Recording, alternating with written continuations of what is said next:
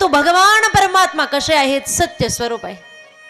कारण त्या भगवंताचा कधीही विनाश होत नाही. जो सत्यापर्यंत नेणारा आहे तो सत स्वरूप आहे.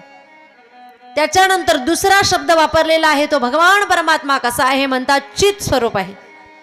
चित म्हणजे प्रकाश. भगवान परमात्मा प्रकाश रूप आहे. चंद्रामध्ये असणारी शीतलता प्रकाश भगवान परमात्म्याचा आहे.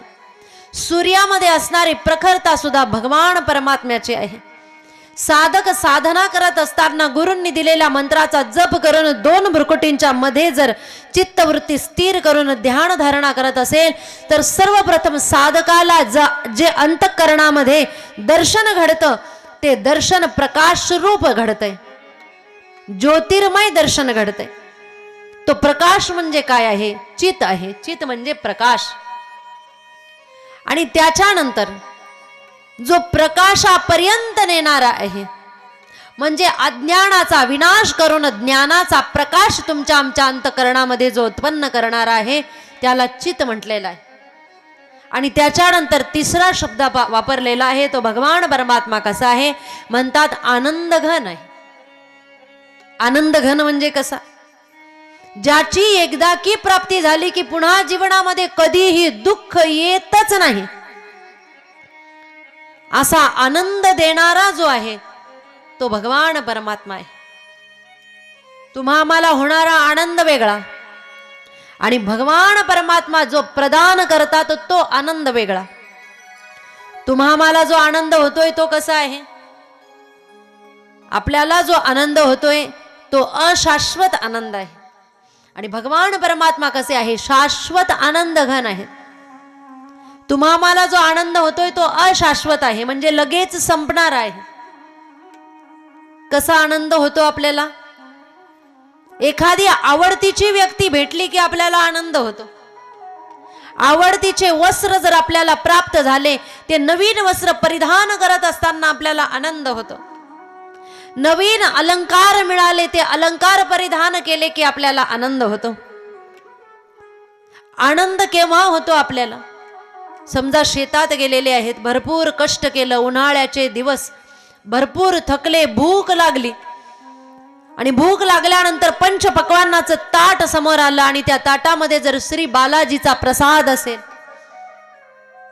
जो ग्रहण केला, येथेच भोजन मिळालं की आनंद होतो. बालाजीचा प्रसाद माहितीये? श्री बालाजीचा प्रसाद माहितीये? श्री म्हणजे श्रीखंड, बा म्हणजे बासुंदी, जी म्हणजे जिलेबी आणि ला म्हणजे लाडू. असा श्री बालाजीचा प्रसाद मिळाला केव्हा? भरपूर थकल्यानंतर. येथेच पोटभर भोजन केलं आणि भोजन केल्यानंतर काय होतंय? आपल्याला आनंद होतो. परंतु हा आनंद कुठपर्यंत होतोय? जोपर्यंत केलेलं भोजन पचत नाही आणि 7-8 तास वरून उलटत नाही तोपर्यंत तो आनंद आहे. पुन्हा 8-9 तास झाले की पुन्हा दुःख, पुन्हा भूक लागते. म्हणजे आधी मिळालेला आनंद आपला काही तासानंतर संपून जातो. एखादी आवडतीची व्यक्ती भेटली परंतु ती सोडून जात असताना आपल्याला दुःख वाटतं. आवडतीचे वस्त्र मिळाले, परिधान केले, आनंद वाटतोय, परंतु काही दिवसानंतर ते वस्त्र जुने झाले की तेच वस्त्र परिधान करत असताना पहिल्या दिवशी होणारा आनंद पुन्हा होत नाही. नवीन घर बांधलं, राहायला गेलो, त्या घरामध्ये आनंद होतोय, काही वर्षानंतर ते घर जुनं व्हायला लागलं, दुःख वाटतं. याचा अर्थ आपल्याला होणारा आनंद काही वर्ष, काही तास, काही दिवस, काही महिने टिकणार आहे, काही क्षण टिकणार आहे. परंतु भगवान परमात्मा कसे आहे? शाश्वत आनंद घन आहे. एकदा की त्या भगवान परमात्म्याची प्राप्ती झाली की पुन्हा जीवनामध्ये दुःख.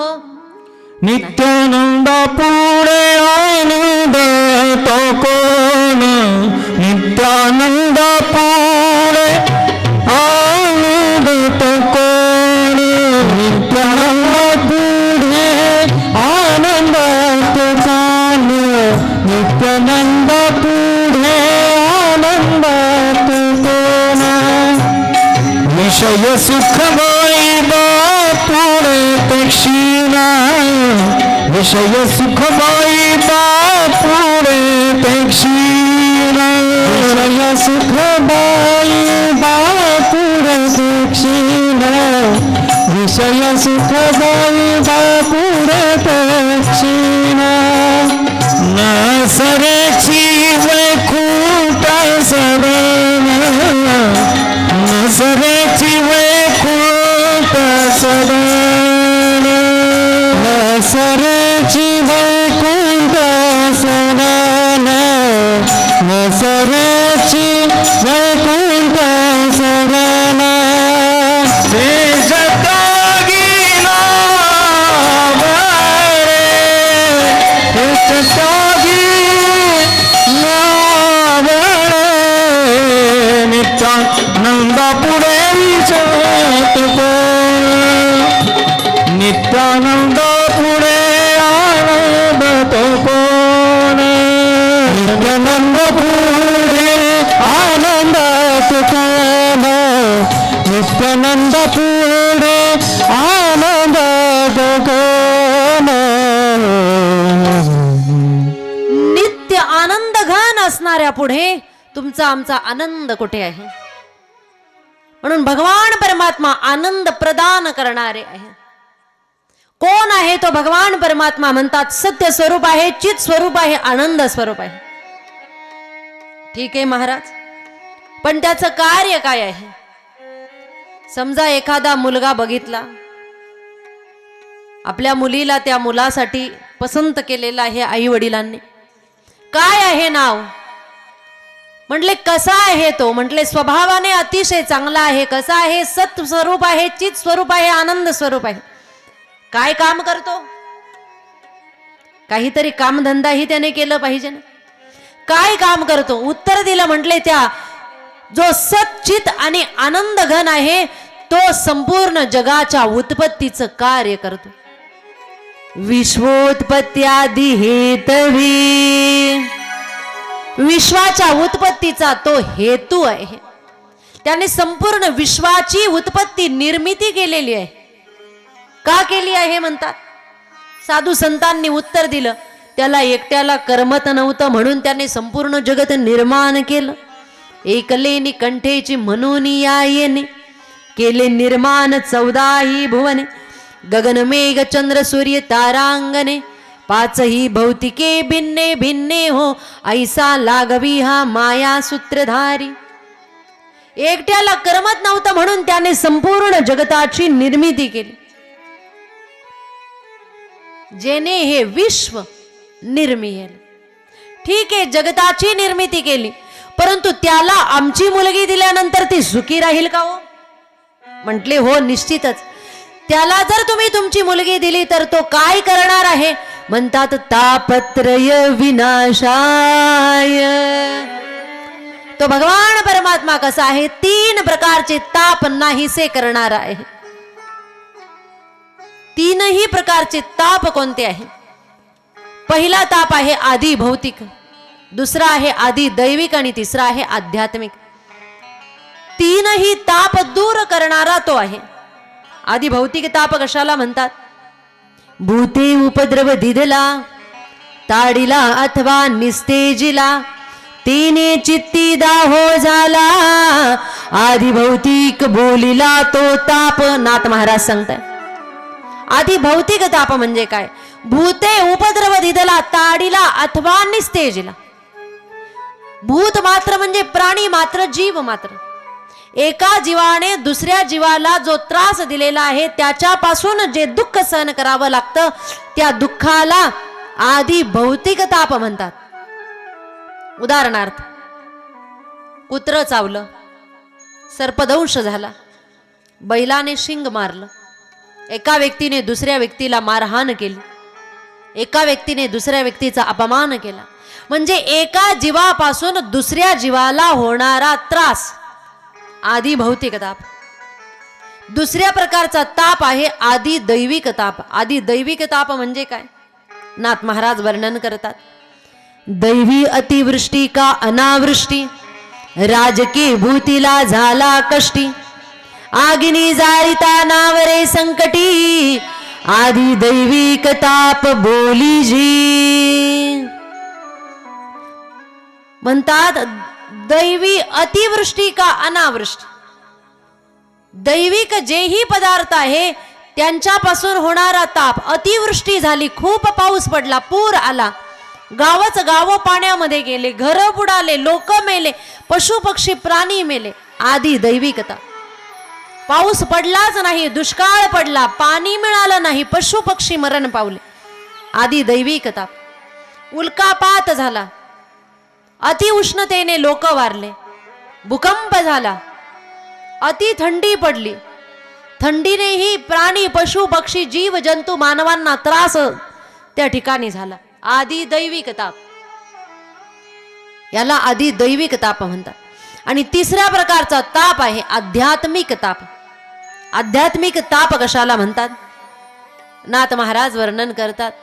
देही प्रगटी रोग व्याधी, तेने आहाळिले तापे बुद्धी, लोळेन पुरे दुःखावधी, आध्यात्मिक त्रिशुद्धी तो ताप. देही प्रगटी रोग व्याधी. देहामध्ये रोग निर्माण झाला, ताप आला, सर्दी झाली, खोकला झाला, कॅन्सर झाला, महारोग झाला, कोणत्याही प्रकारचा देहामध्ये आजार उत्पन्न झाला, तो आजार ते दुःखामुळे, त्या आजारामुळे मनुष्याला, जीवाला जेही दुःख सहन करावं लागतं त्या दुःखाला म्हणतात आध्यात्मिक ताप. परंतु भगवान परमात्म्याला जर शरण गेलं, त्याला जर आपलंसं केलं, आपण जर त्याचे झालो भक्ती केल्यानंतर, तर काय होईल? म्हणतात तो भगवान परमात्मा जो सतचित आनंद घन आहे, ज्याने विश्वाची निर्मिती केलेली आहे, तो भगवान परमात्मा काय करेल? तापत्रय विनाशाय. तो भगवान परमात्मा काय करेल? तीनही प्रकारच्या तापापासून तुम्हा मला मुक्त करेल. ऐकणारे विचार करतील. जे विचारपूर्वक ऐकतायत त्यांच्या मनामध्ये शंका निर्माण झाली असेल. तीन ताप दूर करणं म्हणजे कर्म समाप्त करणं. आणि कर्म कधीही भगवान परमात्मा अजिबात समाप्त करत नाही. कर्म भोगावेच लागतात, देवालाही आणि देवाच्या वडिलांनाही. कर्म कुणालाही चुकत नाही. कर्माचा लेखा, कर्माचा लेखा, कर्माचा लेखा, कर्माचा लेखा. हे चुके ब्रह्मादिका,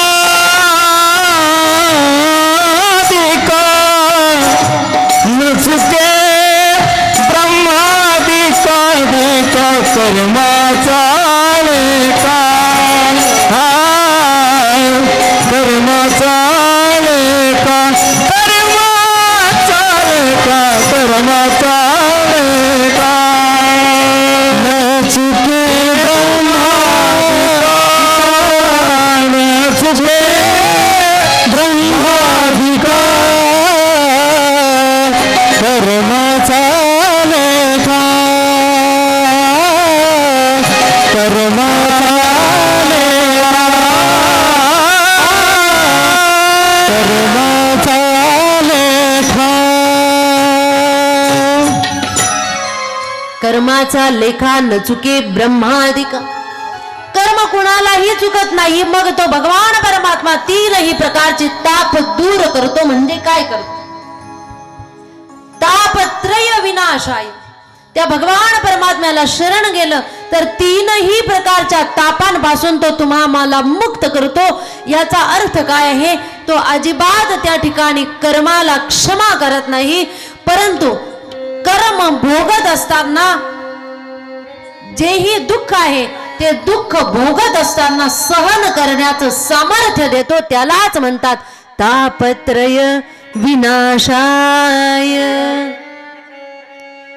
तीनही प्रकारचे ताप सहन करण्याचं सामर्थ्य तो देतो. एकदा की तो भेटला. उदाहरणार्थ, कर्म कुणालाही चुकलेलं नाही. जेव्हा जगतामध्ये दुःख भोगतायत, तुकोबर आहे, ते दुःख भोगत असताना केवढं दुःख त्यांना झालेलं आहे. तुकोबरांनी स्वतः वर्णन केलेलं आहे. दुष्काळे आटीला द्रव्य गेला मान, श्री एक अन्न अन्न करिता मेली. याचं वर्णन करणारे तुकोबर आहे. हे दुःख सहन करतायत, हे दुःख त्यांना होतंय, एवढं जीवनामध्ये दुःख झालेलं आहे, तरी सुद्धा तुकोबरांच्या मुखातून शब्द बाहेर पडतायत. काय? बरे झाले देवा निघाले दिवाळे, बरी या दुष्काळे पीडा गेली. का म्हणतायत बरे झाले देवा? याचा अर्थ आहे तापत्रय विनाशाय. दुःख होतंय तरी सुद्धा त्यांना ते दुःख दुःख वाटत नाही, कारण ते दुःख सहन करण्याचं सामर्थ्य तो भगवान परमात्मा देतोय. यालाच म्हणतात तापत्रय विनाशाय. त्या भगवान परमात्म्याला शरण गेले की तो दुःख सहन करण्याचं सामर्थ्य देत असतो. जो सच्चिदानंद घन आहे, ज्याने विश्वाची उत्पत्ती केलेली आहे, जो तीनही प्रकारचे ताप नाहीसे करणार आहे. का हो? मग त्या मुलाचं नाव नेमकी काय आहे? ज्यांना आम्हाला आमची मुलगी द्यायची, ज्याच्याशी विवाह करायचा आहे, त्याचं नाव समजेल का? कोण आहे तो? त्या ठिकाणी वेदव्यासजी महाराज वर्णन करतायत, तो भगवान परमात्मा म्हणजे श्रीकृष्ण आहे. शेवटच्या श्लोकाच्या उत्तरार्धामध्ये त्या ठिकाणी वर्णन करतायत तो भगवान परमात्मा कोण आहे. म्हणतात श्रीकृष्णाय वयं नमः. नुसता कृष्ण शब्द वापरलेला नाही, श्रीकृष्ण. श्री या ठिकाणी लावलेली आहे. श्री म्हणजे सहज लावलेला नाही. तुमच्या आमच्या नावापुढे जे श्री लावलं जातं या ठिकाणी तो श्रीचा अर्थ या ठिकाणी नाही. तुमच्या आमच्या सगळ्यांच्या नावापुढे श्री लावला जातो. श्रीमान किंवा श्रीमती हा त्या ठिकाणी अर्थ होतो. परंतु भगवान परमात्म्याच्या नावाच्या आधी जो श्री शब्द लावलेला आहे त्याचा अर्थ काय आहे? श्री या शब्दाचा अर्थ आहे संपत्ती. श्री या शब्दाचा अर्थ आहे औदार्य. श्री या शब्दाचा अर्थ आहे संपन्नता. श्री या शब्दाचा अर्थ आहे परिपूर्णता. श्री या शब्दाचा अर्थ आहे लक्ष्मी. आणि श्री या शब्दाचा या ठिकाणी अर्थ आहे श्री म्हणजे श्री राधा राणी. परंतु राधा हा शब्द या ठिकाणी वापरलेला नाही. राधा हा शब्द का वापरलेला नाही? कारण संपूर्ण श्रीमद भागवतामध्ये 18,000 श्लोक आहे. त्या 18,000 श्लोकामध्ये राधा शब्द कुठेही वापरलेला नाही. कारण श्री शुकदेवजी महाराज जी भागवताची कथा राजा परीक्षिताला सांगतायत ते श्री शुकदेवजी महाराज राधाजींचे शिष्य आहेत. नियम असा आहे की गुरु नामाचा उच्चार मुखाने करत नसतात. म्हणून राधा हा शब्द कुठेही वापरलेला नाही. राधा हा शब्द का वापरलेला नाही? त्याचं कारण राधा शब्दाचा उच्चार जरी केला तरी श्री शुकदेवजींना 6 महिन्याची समाधी लागत होती. जर 6 महिन्याची समाधी ज्ञान सांगणाऱ्या वक्त्याला लागली असती तर 7व्या दिवशी तक्षक सर्प येऊन दंश करणार होता राजाला. कथा राजाच्या उद्धारासाठी चालू होती. त्याच्यामुळे राधा शब्द वापरलेला नाही. मग ज्या ज्या ठिकाणी श्री राधाजींचा उल्लेख करायचा आहे त्या ठिकाणी श्रीजी शब्द लावलेला आहे. तत्प्रिया शब्द वापरलेला आहे. आराधिका शब्द वापरलेला आहे. परंतु स्पष्ट श्री राधा हा शब्द श्रीमद भागवतामध्ये कुठेही वापरलेला नाही. याही ठिकाणी श्री हा शब्द राधा याच अर्थाने आलेला आहे. युगल स्वरूपाला म्हणजे दोघांनाही नमस्कार करायचा आहे. म्हणून राधा कर्षयती इति कृष्ण. वयम म्हणजे सर्वजण आणि नुमहा म्हणजे नमस्कार करत आहोत. प्रथम श्लोकामध्ये राधा कृष्णजींना नमन केलेलं आहे, नमस्कार केलेला आहे. आपणही श्री राधाजींना शरण जाऊया. जोपर्यंत आपण श्री राधाजी भक्ती स्वरूपा राधाजींना शरण जाणार नाही तोपर्यंत श्रीमद भागवतामध्ये तुमच्या आमच्या अंतकरणामध्ये प्रेमा भक्ती निर्माण होऊ शकत नाही. म्हणून आपण श्री राधाजींच्या नामाचा जप करणार आहोत. राधा रानी सरकार की जय, बरसाने वारी की जय, लाडली सरकार की जय. श्री कृष्णाय वयम नमः. प्रथम श्लोकामध्ये भगवान परमात्म्याचं हे सार्वभौम नमन केल्यानंतर द्वितीय श्लोकामध्ये व्यासनंदन श्री शुकदेवजी महाराजांची अवस्था किती उच्च कोटीची आहे याचं वर्णन करून श्री शुकदेवजी महाराजांना दुसऱ्या श्लोकामध्ये नमन म्हणजे नमस्कार केलेला आहे. द्वितीय श्लोकामध्ये म्हणताय व्यासनंदन श्री शुकदेवजी महाराज कसे आहेत म्हणतात. यम प्रव्रजंत मनुपेत अपेत कृत्यं द्वैपायनो विरह कातराजुहाव पुत्रेति तन्मयतया तिरुभिनीदुस् स्तं सर्वभूत हृदया मुनिमानतोस्मि. द्वितीय श्लोकामध्ये वर्णन करतायत यम प्रव्रजंत मनुपेत अपेत कृत्यम. जन्माला आल्यानंतर जन्म झाल्याबरोबर जे वनाच्या दिशेने पळत सुटले, 12 वर्ष जे मातृगर्भामध्ये होते. कोण? श्री शुकदेवजी महाराज. किती वर्ष? 12 वर्ष. सर्वसामान्य बालक आईच्या गर्भामध्ये राहत जास्तीत जास्त 9 महिने 9 दिवस. परंतु श्री शुकदेवजी महाराज आईच्या गर्भामध्ये म्हणजे व्यास पत्नीच्या गर्भामध्ये किती दिवस होते? 12 वर्ष. 12 वर्ष मातृगर्भामध्ये तप केल्यानंतर जेव्हा त्यांनी जन्म घेतला, जन्म झाल्याबरोबर डायरेक्ट वनाच्या दिशेने पळत निघाले. मुलगा झालेला बघितला, वेदव्यासजींना आनंद झाला आणि मुलगा जेव्हा पळत निघाला त्यावेळेस वेदव्यासजी महाराजांचा मोह जो आहे तो जागृत झाला आणि वेदव्यासजी महाराज मुलाला आवाज देताय, शुका, अरे थांब शुका, कुठे निघाला? परंतु श्री शुकदेवजी महाराजांना अडकायचं नव्हतं मोह ममता मायेमध्ये. त्याच्यामुळे आई वडील कोण हे न बघताच ते पळत सुटलेले आहे वनाच्या दिशेने, की मला मायेमध्ये मोहामध्ये अडकायचं नाही. अशा वेळेस वेदव्यासजी महाराज आवाज देतायत, शुका थांब. शुकदेवजी महाराज थांबायला तयार नाही. वेदव्यासजी महाराज श्री शुकदेवजींच्या मागे मागे पळतायत. जन्म झाल्याबरोबर ज्यांचे कोणतेही संस्कार केलेले नाहीत, जात कर्म मौंजी बंधन नामकरण कोणतेही संस्कार झालेले नाहीत, परंतु तरी सुद्धा अंगावर एकही वस्त्र नसलेलं ते बालक जेव्हा वनाच्या दिशेने पळतायत, साधू संत महात्मे त्या बालकाबद्दल वर्णन करतात, हे तेच ब्राह्मणाचं बाळ आहे जे बाहेर यायला घाबरलं होतं.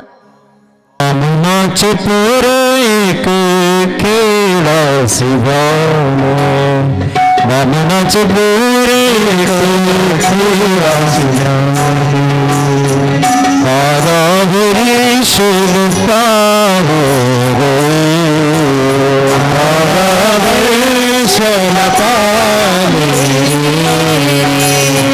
कापत कापत बाहेर आले, नागवेची पडून गेले रे, नागवेची पडून गेले, कापत कापत बाहेर आले हो, हा कापत कापत बाहेर आले, कापत कापत बाहेर बाहेर आले,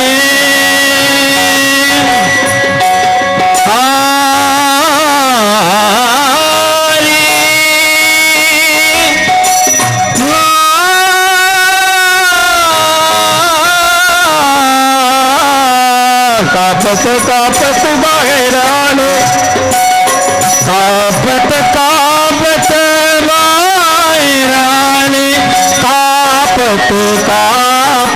बाहेर आले नभगची पडून गेले गेले रे ऐकते रिया तुझे सांगतो ऐकते रिया तुझे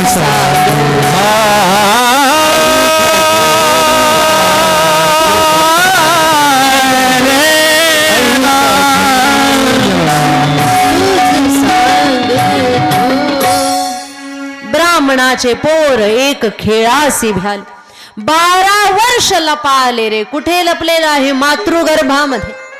कापत कापत बाहेर आले ते नागवेची पळून गेले. ते बाळ नागवच पळून गेलेलं आहे. शुकदेवजी महाराजांना आवाज देतायत. वेदव्यासजी महाराज शुकदेवजी महाराज थांबायला तयार नाही. वेदव्यासजी महाराज शुकदेवजींच्या मागे मागे पळतायत. एवढे अवस्थेने श्रेष्ठ आहे श्री शुकदेवजी की ज्या रस्त्याने गेलेले आहे त्या रस्त्यावरच्या आजूबाजूच्या झाडांनी जणू त्यांनी बोलायला सुरुवात केली. त्या झाडांनी कसं बोलायला सुरुवात केली? पिकलेलं फळ जमिनीवर टपकन पडलेलं आहे आणि ते फळ वेदव्यासजींनी बघितलं. जणू ते झाड सांगतायत महाराज आम्हाला ही फळं येतात आणि फळं आले की ते फळं आम्ही जगत कल्याणासाठी जगतासाठी सोडून देतो.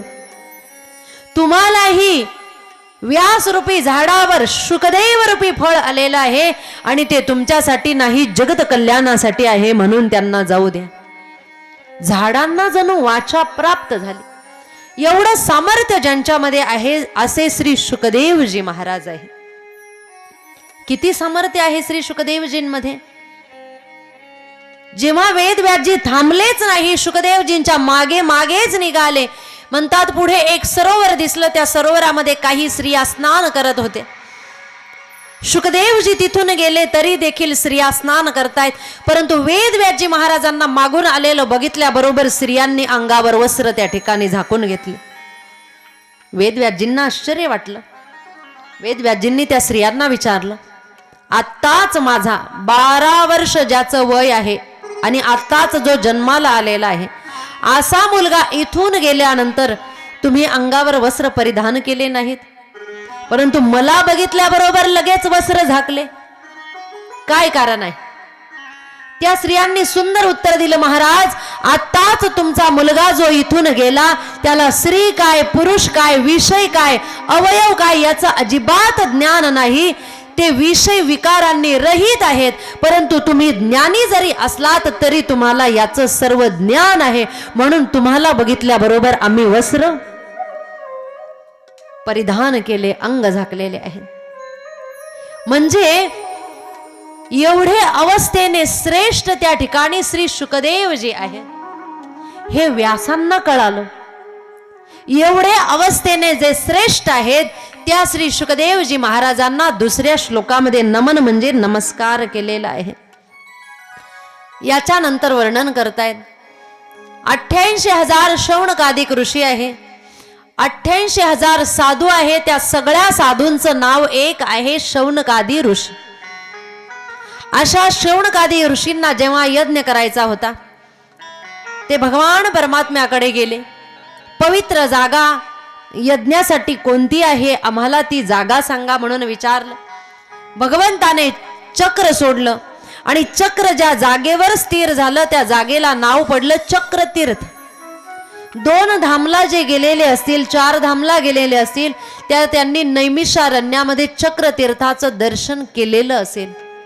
आजही ते चक्रतीर्थ त्या ठिकाणी आहे. ते चक्र ज्या जागेवर स्थिर झाले त्या ठिकाणी 88,000 शौनकादिक ऋषी आले. त्यांनी यज्ञ सुरुवात केली.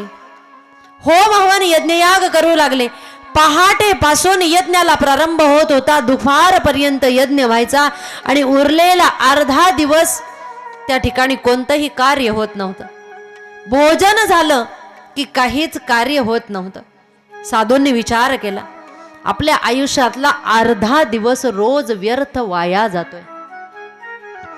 हा विचार साधूंच्या मनामध्ये आला. जो खऱ्या अर्थाने जागृत आहे जागा आहे त्याला वेळेची किंमत माहीत असते. प्रत्येक क्षणाला तो विचार करतो की गेलेला क्षण पुन्हा माझ्या आयुष्यामध्ये येणार नाही. प्रत्येक क्षण महत्वाचा आहे. प्रत्येक दिवस, दिवसाची प्रत्येक वेळ, प्रत्येक प्रहर, प्रत्येक तास, प्रत्येक मिनिट, प्रत्येक क्षण अतिशय महत्वाचा आहे. जीवनभर कमावलेली संपत्ती जर यमदेवाला दिली आणि सांगितलं मरत असताना की 5 मिनिट वाढवून द्या, मिळतील का? कारण त्या ठिकाणी टेबला खालून घेण्याची पद्धत, प्रलोभन कितीही जरी दिले, जीवनभर कमावलेली संपत्ती जरी दिली तरी 5 मिनिट वाढवून मिळत नाही. म्हणून प्रत्येक क्षण अतिशय महत्वाचा असतो. वेळेला ज्याने जाणलंय, वेळ त्याला जाणते. जो वेळेवर जागा असेल त्याचं जीवन सुधारल्याशिवाय राहत नाही. वर्षभर ज्याने वेळेला जाणलं, अभ्यास केला, त्याला पेपरामध्ये सगळं आठवतं आणि तो पैकीच्या पैकी मार्क मिळवू शकतो. परंतु परीक्षेच्या दिवशी ज्याने पुस्तकं हातात घेतले आणि अभ्यासाला सुरुवात केली, वेळेचं महत्व त्याला अजिबात समजलेलं नाही. त्यावेळेस वेळ काय करते, त्याच्यावर नापास होण्याची वेळ आणते. म्हणून मनुष्याने वेळेला समजलं पाहिजे, जाणलं पाहिजे. जागृत व्यक्ती कसा असतो, जो वेळेला जाणतो तो व्यक्ती कसा असतो? तो व्यक्ती भजनानंदी असतो, तो नामस्मरण करतो, तो परमार्थ करतो. आणि जागृत कसं व्हायचं आहे म्हणतात, जो झोपलेला आहे त्याने डोळे उघडून जागं झालं पाहिजे. परमार्थिक बाबतीत ज्याने डोळे उघडलेले आहे त्याने उठून बसलं पाहिजे. म्हणजे ज्याला समजलेलं आहे की आपला उद्धार परमार्थाने होणार आहे, त्याने पुढच्या क्रियेला अधिक त्या ठिकाणी वेग द्यायचा आहे. उठून बसायचं आहे म्हणजे गुरूंजवळ जायचंय, गळ्यामध्ये माळ घालायची. ज्याने गळ्यामध्ये माळ घातलेली आहे त्याने उभं राहायचंय. म्हणजे काय करायचंय, नामस्मरणाला सुरुवात करायची. आता जागा रे बाई यानो जागा, आता जागा रे बाई यानो जागा, जागा आता जागा रे बाई यानो जागा, हे आता जागा रे बाई यानो जागा. हे चूर निजला, चूर निजला नाडून भागा, चूर निजला नाडून भागा, चूर निजला, चोर निजला नाडून भागा, चोर निजला नाडून भागा, चोर निजला नाडून भागा भागा.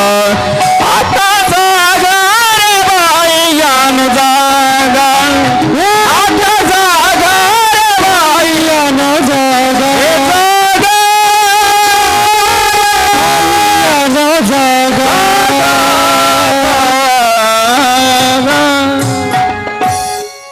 जागं राहायचंय म्हणजे काय करायचंय?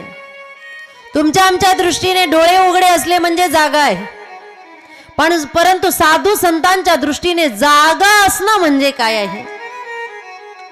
जो भजनानंदी आहे, जो परमार्थाला लागलेला आहे, जो परमार्थामध्ये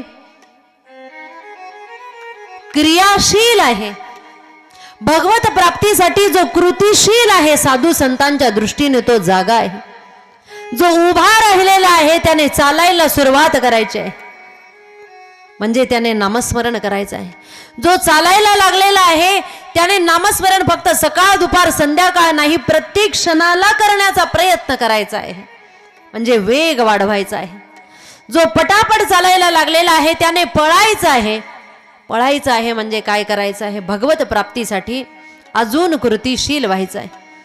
जो अशा पद्धतीने जागा आहे, जो परमार्थ मार्गामध्ये नामस्मरण करायला लागलेला आहे, गळ्यामध्ये माळ घातलेली आहे, जो आळंदी पंढरपूरची वारी करायला लागलेला आहे, ज्याला जीवनाचा खरा अर्थ समजलेला आहे, ज्याने मंदिरात जायला सुरुवात केलेली आहे, विषय विकारांचा नायनाट करण्यासाठी, जो आपल्या विषय विकारांवर मात करण्यासाठी प्रत्येक क्षणाला त्या ठिकाणी विचार करायला लागलेला आहे, तो खऱ्या अर्थाने जागा असतो. आणि असा जो जागा आहे, जो आपल्या प्रत्येक क्षणाला विचार करतोय, त्याला एक दिवस लवकरात लवकर भगवान परमात्मा जागा रे गोपाळानो राम नामे जागा, जागा रे गोपाळानो राम नामे जागा, जागा रे गोपाळानो राम नामे जागा, जागा रे गोपाळानो राम नामे जागा. घडी काळ आखळा, घडी काळ आखळा, महादोष जाती भंग भंग भंग. जागा रे गोपाळानो राम नामे जागा, जागा रे गोपाळानो राम नामे जागा, जागा रे गोपाळानो राम नामे जागा, राम नामे जागा, राम नामे जागा. जो वेळ व्यर्थ वाया न घालवता भगवान परमात्म्याच्या प्राप्तीसाठी कृतिशील आहे, त्याला वेळेचं महत्व कळालेलं आहे, तो खऱ्या अर्थाने जागा आहे. म्हणून प्रत्येक क्षण जीवनातला फार महत्वाचा आहे. ज्याने वेळ जाणला नाही, लग्नाचं वय झालं आणि मुलगा म्हणायला लागला मला लग्न करायचं नाही, वेळ गेल्यानंतर म्हणायला लागला आता करायचं आहे, काय फायदा आहे. म्हणून वेळ महत्वाची आहे. बस स्टँडवर गाडीचा टाइम माहिती आहे आणि त्या टाइमाला जाऊन आपण हजर झालो नाही, गाडी निघून गेली, नंतर जाऊन फायदा आहे का. वेळ गेली, जीवन व्यर्थ गेलं. म्हणून वेळ जाणली पाहिजे. जीवनातला प्रत्येक क्षण महत्वाचा आहे. वेळेचं महत्व साधू संतांना आहे. त्याच्यामुळे ते विचार करायला लागले की उरलेला अर्धा दिवस जो आहे तो काय करायचा आहे. अर्धा दिवस वेळ व्यर्थ वाया जायला नको. मग अशा वेळेमध्ये सत्संग घडला पाहिजे, भजन घडलं पाहिजे. पण सत्संग जर करायचा असेल तर कुणीतरी ज्ञानी वक्ता असावा लागतो. कोण सांगेल ज्ञान. विचार केला की कुणीतरी ज्ञानी वक्ता असला पाहिजे, ज्यांनी उरलेल्या अर्ध्या दिवसामध्ये आपल्याला ज्ञान दिलं पाहिजे. विचार केल्याबरोबर त्या ठिकाणी त्या यज्ञाचं दर्शन करण्यासाठी दार्शनिक म्हणून वेदव्यासजींचे शिष्य श्री सूतजींचं आगमन झालं. श्री सूतजी महाराज की जय, सूतजी महाराज की जय, सूतजी महाराज की जय. श्री सूतजी महाराजांचं आगमन झालं. सूतजी महाराजांना बघितलं आणि 88,000 शौनकाधिक ऋषी जागेवर उभे राहिले, हात जोडून नमस्कार केलेला आहे. सूतजींनी यज्ञाचं दर्शन केलं आणि सूतजींना शौनकाधिक ऋषींनी उच्च आसनावर बसवलं. आणि ज्ञानी असणाऱ्या सूतजींना बघून 88,000 शौनकाधिक ऋषी हात जोडून त्यांना विनंती करतायत, महाराज आमचं अहोभाग्य तुम्ही आलेला आहात, बरं झालं तुम्ही आलात. आमच्या अंतःकरणामध्ये इच्छा निर्माण झाली की आम्हाला ज्ञान श्रवण करायचं आहे आणि तुमच्यासारखे ज्ञानी महात्मे आले. बघा परमार्थामध्ये असंच असतं. मनामध्ये फक्त इच्छा असली पाहिजे, माळ घालायची.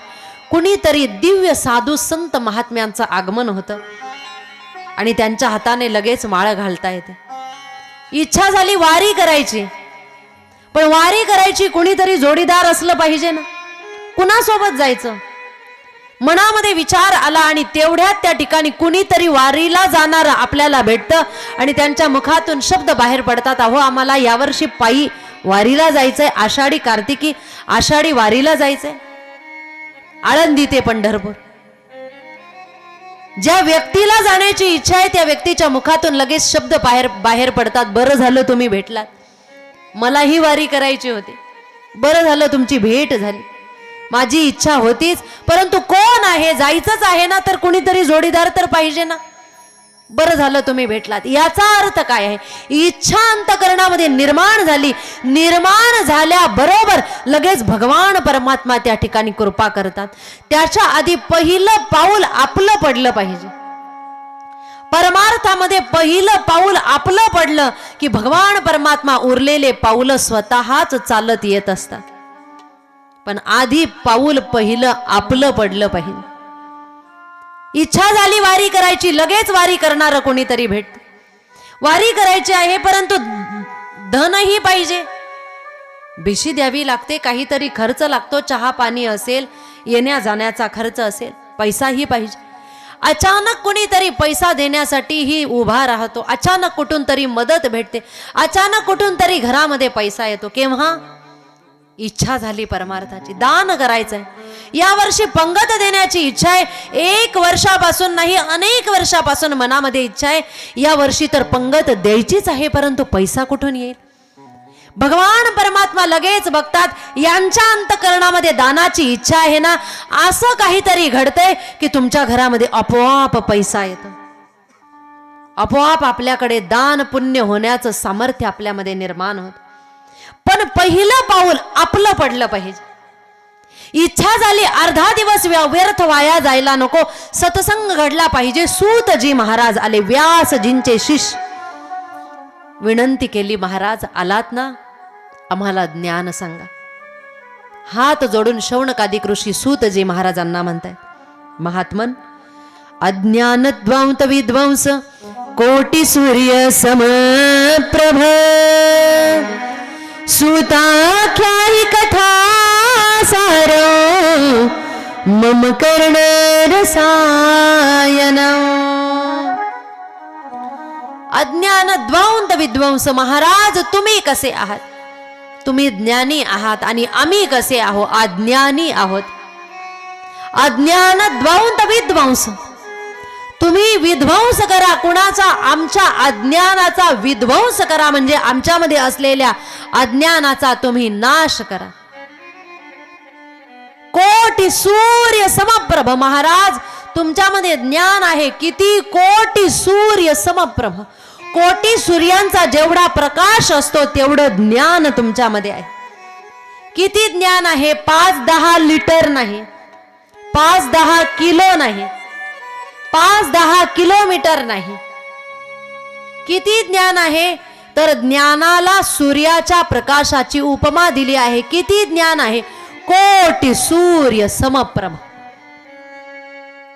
एक सूर्य तुम्ही आम्ही सगळ्यांनी बघितलेला आहे, किती प्रकाश आहे? कोटी सूर्याचा प्रकाश किती असेल? कल्पनाही करता येणार नाही.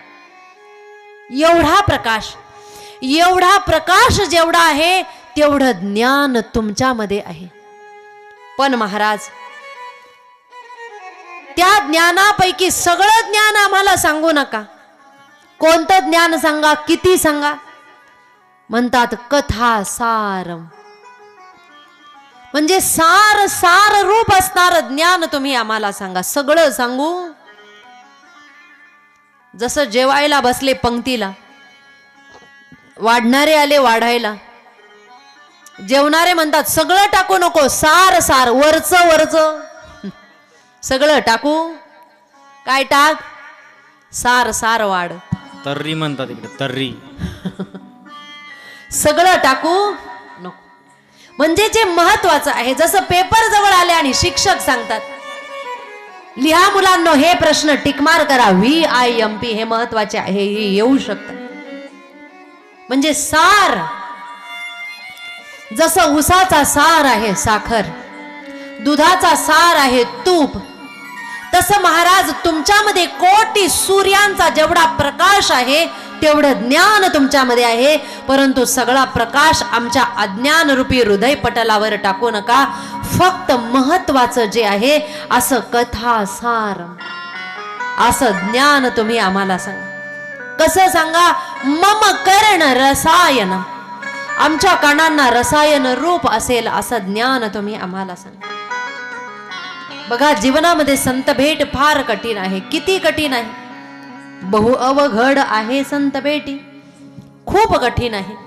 संत भेट कधीही जीवनामध्ये होत नाही. आणि जर भगवत कृपेने संत भेट झालीच तर संत भेट झाल्यानंतर नको ते प्रश्न संतांना विचारू नका. कारण संत भेट झाली, योगायोग जर संत घरी आले तर लोक संतांबरोबर चर्चा करत असताना त्या ठिकाणी सांगतात, महाराज हे एवढं मोठं घर आहे ना,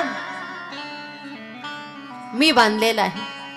ते दूरवर मोठं झाड दिसतं ना, तिथपर्यंत जेवढं ही शेत आहे ना, एवढं मी घेतलेलं आहे. महाराज, बरं झालं तुम्ही भेटलात. जर तुम्हाला काही कळत असेल, शेतामध्ये बोर पाडायचा आहे महाराज, सांगा. तुम्हाला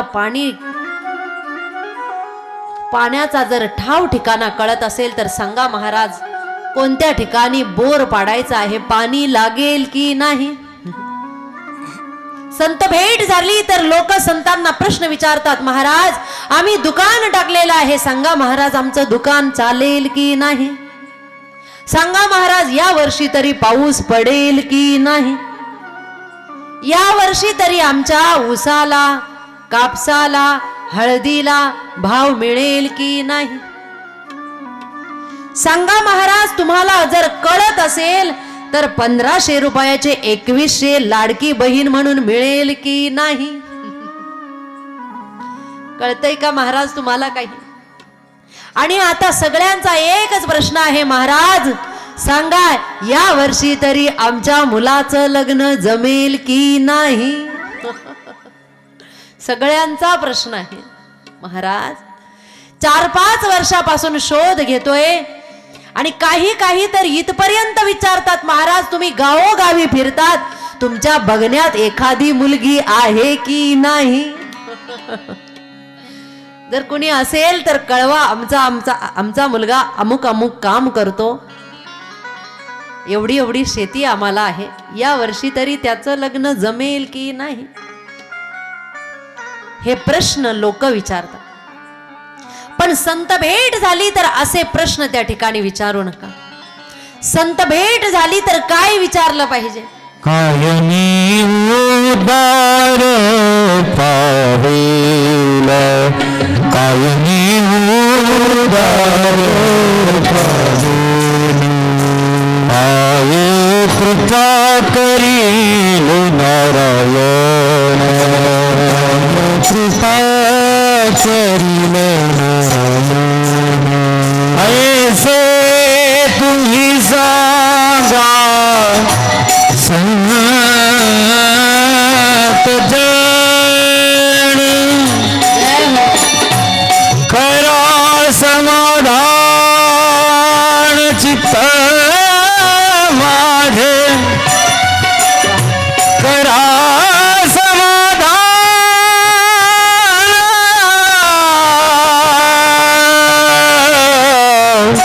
हे करा समाधान चित्त माझे. काय खंड येईल कर्म परुषतील धर्माधर्म, कासयाने कडेल वर्म म्हणून शम वाटतसे, का म्हणून श्रम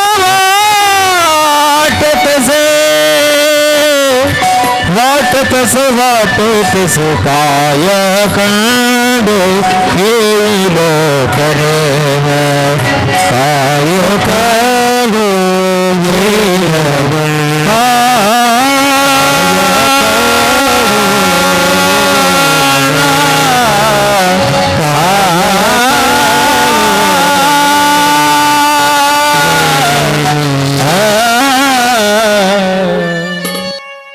जीवनामध्ये संत भेट होत नाही. आणि जर जीवनामध्ये संत भेट झाली तर संत महात्म्यांना लौकिक व्यवहारातले प्रश्न विचारू नका. लौकिक चर्चा संतांना अजिबात आवडत नाही. संतांना पारमार्थिक चर्चा आवडते. जर जीवनामध्ये संत भेट झाली तर काय विचारलं पाहिजे. म्हणतात, काय मी उद्धार पावेन, काय कृपा करील नारायण. तुम्ही सांगा संत जन, करा समाधान चित्त माझे. त्या भगवान परमात्म्याची कृपा माझ्यावर होण्यासाठी मी कोणत्या मंत्राचा जप करू. त्या भगवान परमात्म्याची कृपा होण्यासाठी मी काय करू, कोणती साधना करू, कशी पूजा करू, कसं भजन करू, कसं नामस्मरण करू, कोणत्या नामाचा जप करू. हा प्रश्न संतांना विचारला पाहिजे. पारमार्थिक प्रश्न जर संतांना विचारला तर संत महात्मांना पारमार्थिक विषय आवडतात.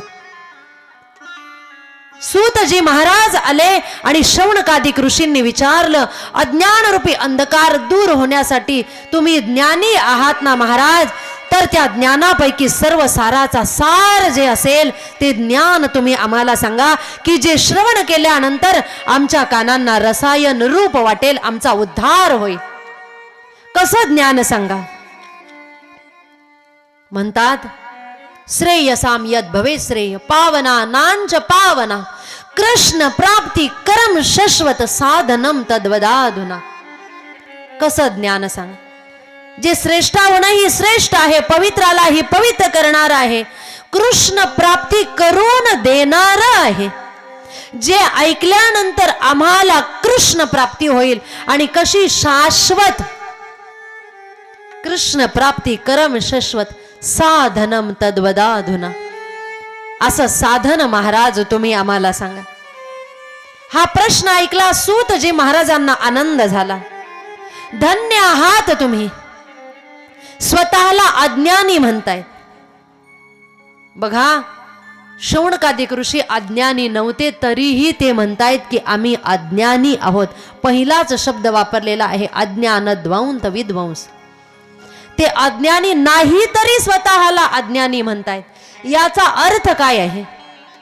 याचा अर्थ ज्यालाही ज्ञान ग्रहण करायचं आहे त्याने ज्ञान मंडपामध्ये अज्ञानी बनून आलं पाहिजे, ज्ञानी बनून यायचं नाही. ज्याला ज्ञान प्राप्त करायचं असेल त्याने अज्ञानी बनून आलं पाहिजे. जर कुणी म्हणत असेल, महाराज तुम्ही जी कथा सांगताय ना आमची पाठ झाली, त्याला कथा समजलीच नाही. महाराज तुम्ही काय सांगणार आहे पुढचंही आम्हाला माहित आहे, काहीच कळलं नाही तुम्हाला. ज्याला ज्ञान ग्रहण करायचं आहे ना त्याने अज्ञानी बनून यायचं आहे. उदाहरणार्थ, या ज्ञान मंडपामध्ये आले आणि येत असताना प्रत्येकाने एखादं पात्र आणलं, घरातून एखादं भांड आणलं आणि येताना ते भांड कशाने तरी फुल भरून आणलेलं आहे, काठोकाठ भरलेलं आहे. कथा सुटल्यानंतर जाताना तुम्हाला त्या भांड्यामध्ये काही भरता येईल का? भरता येईल? जागे आहेत ना सगळेजण? एकदा मांडी घालून ताट बसा बरं. भरलेलं भांड तुम्ही आणलं, इथून जाताना काही नेता येईल का त्या भांड्यात? नेता येणार नाही. पण जर येताना खाली भांड आणलेलं असेल तर जाताना इथून प्रसाद घेऊन जाता येईल, काहीतरी भरून नेता येईल. तसं ज्ञानी बनून जर आलात तर ज्ञानी बनून आल्याचा अहंकार जर असेल तर अहंकाराच्या पात्रामध्ये कधीही ज्ञान थांबत नाही. अज्ञानी बनून जर आलात तर अज्ञानी व्यक्तीच्या पात्रामध्ये ज्ञान भरून त्या ठिकाणी नेता येत. म्हणून कथेमध्ये येत असताना अज्ञानी बनून आलं पाहिजे. म्हणून स्वतःला अज्ञानी म्हणतायत शौनकादी ऋषी. आणि महाराज तुम्ही ज्ञानी आहात, आम्हाला ज्ञान द्या. त्यावेळेस त्या ठिकाणी सूतजी महाराज सांगतायत, मी तुम्हाला जे ज्ञान सांगतोय ते ज्ञान आहे श्रीमद भागवत रूपी ज्ञान. सूतजी महाराज म्हणतायत, काल व्याल मुखग्रास त्राश निर्णाश हेतवे श्रीमद भागवत शास्त्र कलौकीरेण भाषितम. सर्व साराचा सार, श्रेष्ठाहूनही श्रेष्ठ, पवित्रालाही पवित्र करणार आणि कृष्ण प्राप्ती करून देणार ज्ञान या जगामध्ये आहे. आणि ते ज्ञान आहे श्रीमद भागवत रूपी ज्ञान.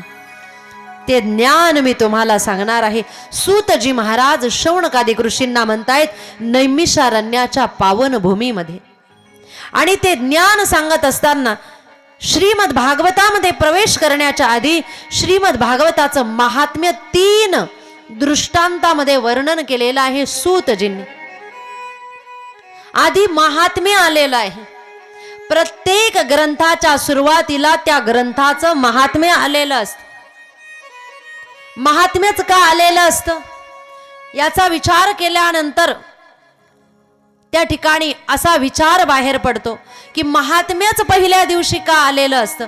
कारण महात्म्यामध्ये वर्णन केलेलं असतं की हा ग्रंथ ऐकल्यानंतर किंवा वाचल्यानंतर किंवा श्रवण केल्यानंतर पारायण केल्यानंतर काय होतंय, पाप जातय, ताप जातय, दैन्य जातय, दुःख जातय, दारिद्र्य जातय, सुख येतय, इच्छा पूर्ण होत आहेत, संतान प्राप्ती होत वगैरे सगळं काही सांगितलेलं असतं महात्म्यामध्ये.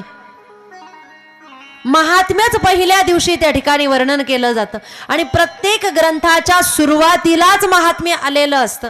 महात्म्य सुरुवातीलाच का आलेलं असतं याचा विचार करत असताना मला असं वाटतंय, तुम्हाला वाटतंय का बघा, मला असं वाटतंय की पहिल्याच दिवशी आणि ग्रंथाच्या पहिल्याच पानामध्ये महात्म्य का आलेलं असावं.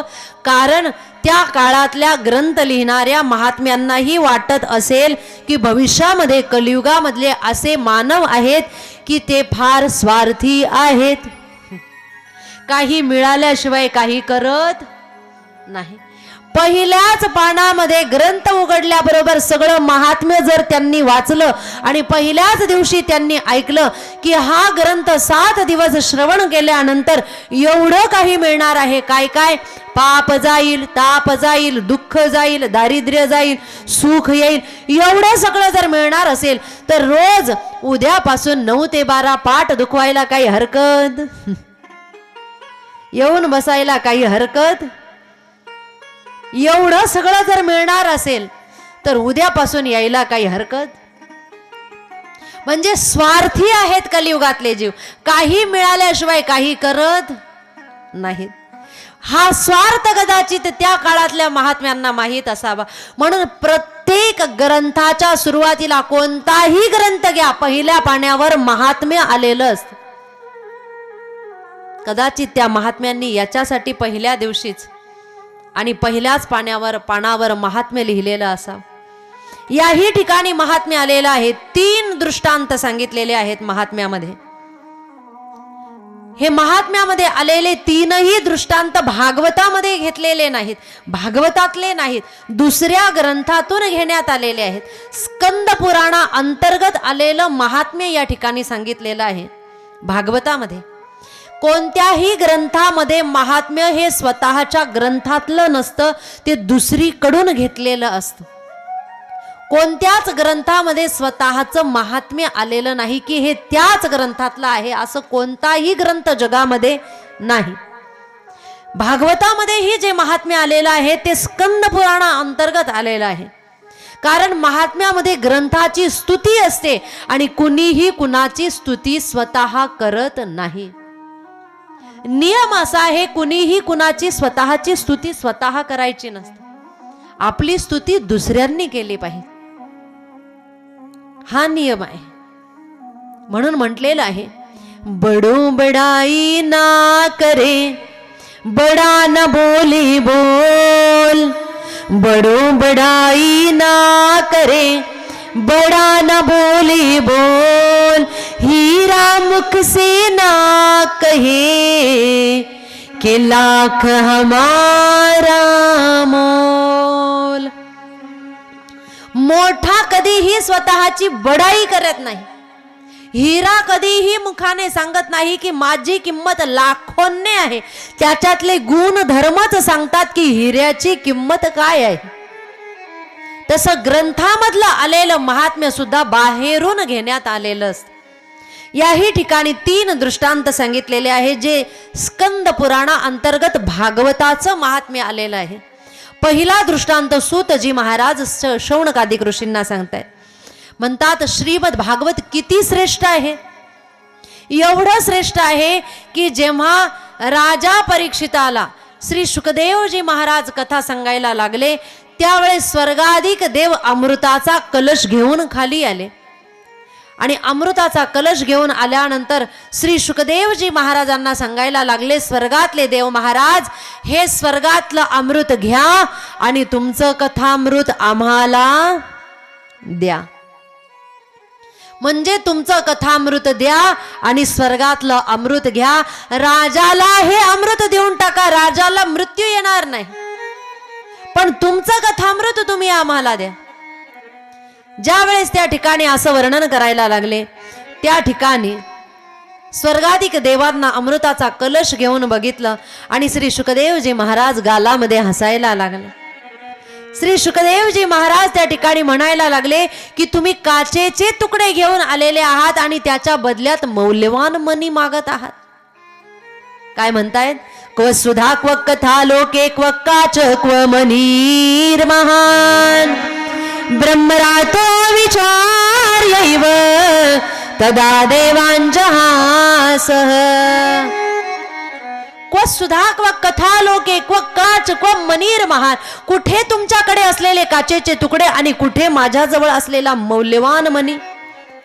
म्हणजे स्वर्गातल्या अमृताला काचेचे तुकडे म्हटलेले आहेत आणि कथामृताला मौल्यवान मणी म्हटलेलं आहे.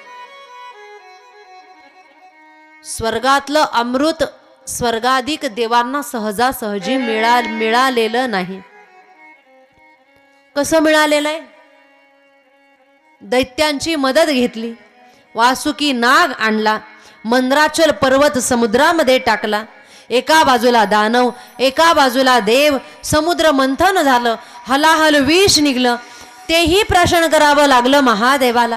त्याच्यानंतर एक एक रत्न निघालं. त्यातही मंद्राचल पर्वत समुद्रात जायला लागला.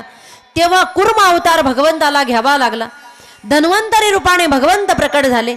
अमृताचा कलश निघाला. देव आणि दैत्यांमध्ये भांडण झालं. ते अमृत मिळवण्यासाठी भगवंताला पुन्हा मोहिनी अवतार धारण करावा लागला आणि त्याच्याही नंतर मोहिनी अवतारामध्ये छल कपट करून मग अमृत देवांना मिळालं.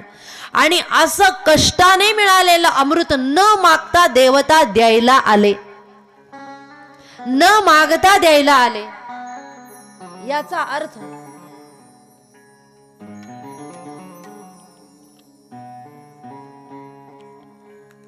याचा अर्थ असा आहे की स्वर्गातल्या अमृतापेक्षा कथामृत अतिशय श्रेष्ठ आहे. किती श्रेष्ठ आहे कथामृत? म्हणतात स्वर्गातलं अमृत फिकं आहे आणि कथामृत स्वर्गाच्या अमृतापेक्षाही श्रेष्ठ आहे. पहिली गोष्ट, स्वर्गाचा अमृत हे पक्षपाती आहे आणि कथामृत हे निष्पक्षपाती आहे. कसं?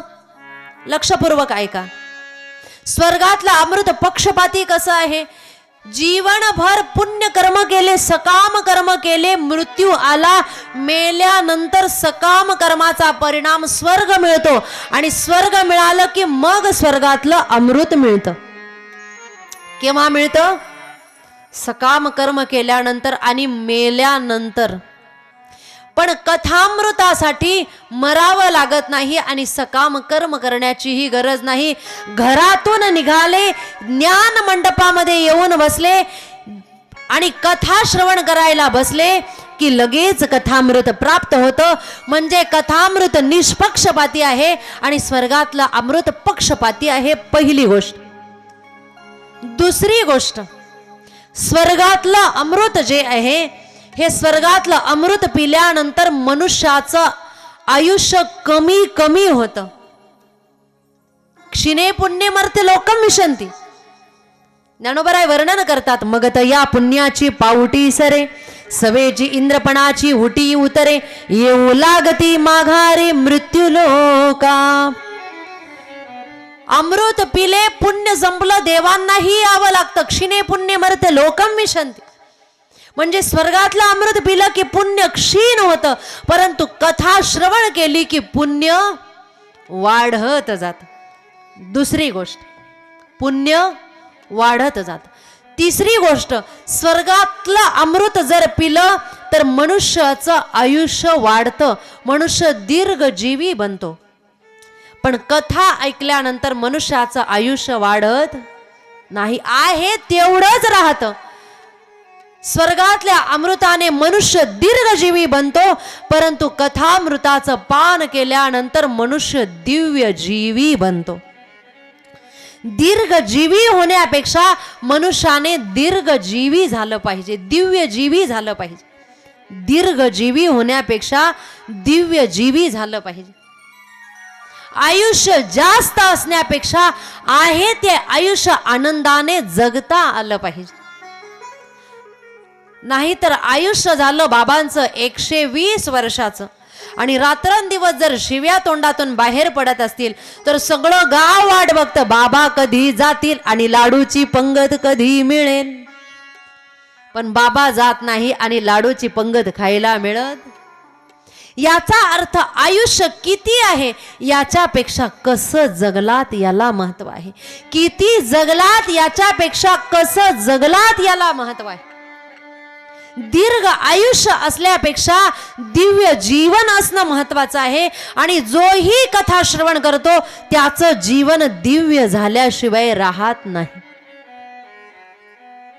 जीवन जगले तुकोबराय या सदेह वैकुंठाला जाण्याच्या आधी 40 वर्ष 41व्या वर्षी सदेह वैकुंठ गमन त्या ठिकाणी झालं. 41 पूर्ण झाले आणि जेव्हा सदेह वैकुंठ गमन झालं त्यावेळेस जीवन असे जगलेत की चंद्र सूर्य असेपर्यंत ज्यांचं नाव घ्यावं आणि ज्यांच्या नावाचा जप जरी केला तरी सुद्धा यमाला सुद्धा भय वाटावं हे त्यांचं जीवन आहे. तुकाराम तुकाराम तुकाराम तुकाराम तुकाराम तुकाराम तुकाराम तुकाराम हे तुकाराम तुकाराम तुकाराम तुकाराम तुकाराम तुकाराम तुकाराम तुकाराम नाव घेता नाव घेता कापयाम धन्य तुकोबाज मैत हेने केला पुरुषार्थ धन्य तुकोबाज मैत धन्य तुकोबाज मैत. तुकाराम तुकाराम नाम घेता कापेय. जीवन असे जगले की ज्यांच्या नामाचा जप जरी केला तरी यमाला भय वाटावं हे जीवन तुकोबरायांचं आहे. म्हणून किती जगलात याच्यापेक्षा कसं जगलात याला महत्व आहे. ज्ञानोबराय देहाने आजही समाधीत आहे परंतु सगळ्यांच्या समवेत जेव्हा त्यांचा देह होता वयाचे 21 वर्ष राहिले परंतु जीवन असं जगले की आपण तुम्ही आम्ही माऊली माऊली म्हटलं तरी आपलं पाप नाहीसे व्हावं हे जीवन त्यांचं आहे. म्हणून दीर्घ आयुष्य असण्यापेक्षा दिव्य आयुष्य असणं महत्वाचं आहे. छत्रपती शिवाजी महाराज वयाचे 50 वर्ष तुमच्या आमच्यामध्ये त्या काळामधल्या लोकांमध्ये राहिलेले आहेत आणि जीवन जेव्हा 50 वर्षाचं ते जगलेत असं काही जगलेत की तुम्ही आम्ही आजही म्हणावं राजे पुन्हा जन्माला या राजे पुन्हा जन्माला या. माझ्या राजाचे नाव गाजते बळकिल्ल्याच्या दगडावे माझ्याचे नाव गाजते बळकिल्ल्याच्या दगडावे माझ्या राजाचे नाव गाजते बळकिल्ल्याच्या दगडावे माझ्या राजाचे नाव गाजते. छत्रपती शिवाजी महाराज की धर्मवीर संभाजी महाराज की. जीवन असे जगले की तुम्ही आम्ही आजही म्हणावं राजे पुन्हा जन्माला या. कधी कधी असा विचार मनामध्ये येतो 50 वर्ष जे जगलेत चंद्र सूर्य असेपर्यंत ज्यांची गाथा ज्यांची कीर्ती या जगामध्ये नेहमी राहणार आहे तेच राजे जर 100 वर्ष जगले असते तर माझ्या महाराष्ट्राचं आणि माझ्या भारताचं काहीतरी नक्षा आणि काहीतरी काळ फार वेगळा असला असता. काहीतरी जीवन तुमचं आमचं फार वेगळं असलं असतं जर त्यांचं आयुष्य 50 पेक्षा जर 100 असलं असतं तर. आता आपण एक गोष्ट सध्या प्रकर्षाने बघतो. सध्या एक पिक्चर गाजलेला आहे. कोणता कोणता छावा. आपण तो पिक्चर बघतोय आणि तो पिक्चर बघितल्यानंतर तुमच्या आमच्या सगळ्यांच्या देहावर त्या ठिकाणी काटे शहारे उभे राहिल्याशिवाय राहत नाही महाराज. काय शिकतोय आपण हा पिक्चर बघून? सगळ्यात पहिल्यांदा पिक्चरला सुरुवात झाल्याबरोबर एक गोष्ट आवडली मला. तुम्हाला आवडली की नाही बघा. पिक्चर सुरू झाल्याबरोबर एक शब्द कानावर पडला की मराठों की फौज आ रही है. हा पिक्चर तुम्हा मला सांगतो मराठों की फौज आ रही है.